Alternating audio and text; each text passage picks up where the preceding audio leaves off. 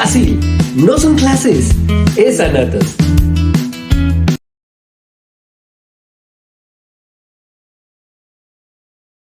Anatomía.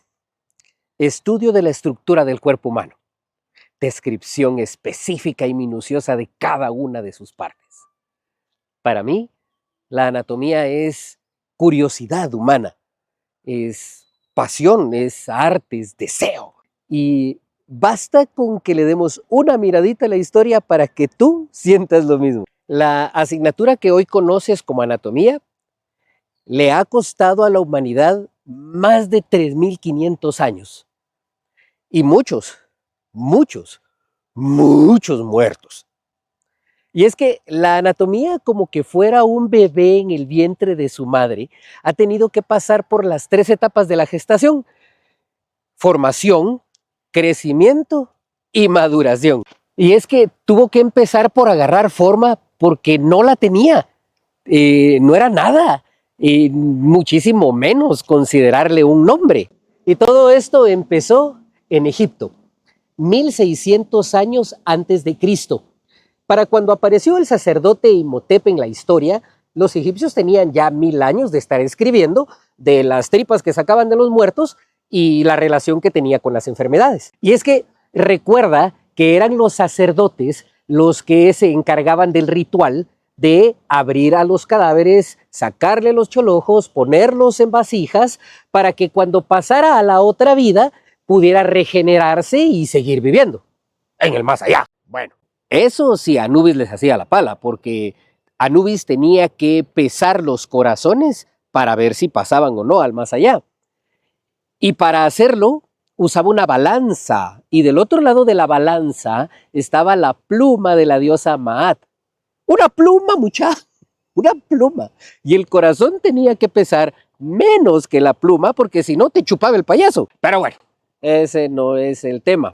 Y lo pudieron hacer hasta que nuevas culturas, nuevas creencias religiosas que no necesitaban del cuerpo para alcanzar la vida eterna, pues convirtieron esto en pecado mortal.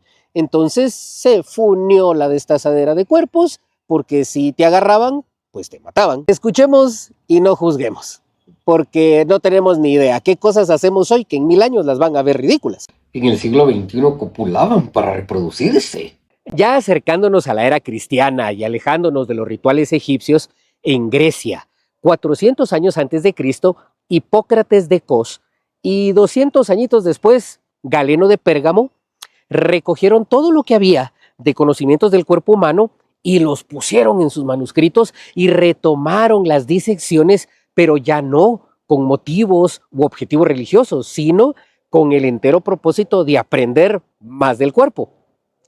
Eso sí, las disecciones tenían que ser en animales para no meterse a clavos, pero en secreto sí le entraban a los cadáveres humanos, pero en secreto, porque si los cachaban, se los quebraban, y a los que cacharon, sí se los quebraron. Y es ahí, en Grecia, donde por primera vez tiene nombre esta actividad de aprendizaje. Los griegos le llaman anatomé, del prefijo aná, que entre muchas otras cosas significa a través de, y tomé, que significa cortar o disecar. Y si le agregas el sufijo ia, que denota cualidad de, como el que usas en geografía, filosofía, cartografía, entonces este vocablo pasa al latín como anatomía. Por lo tanto, la traducción más lineal de anatomía es cortar a través de para saber de, o sea, disecar para aprender.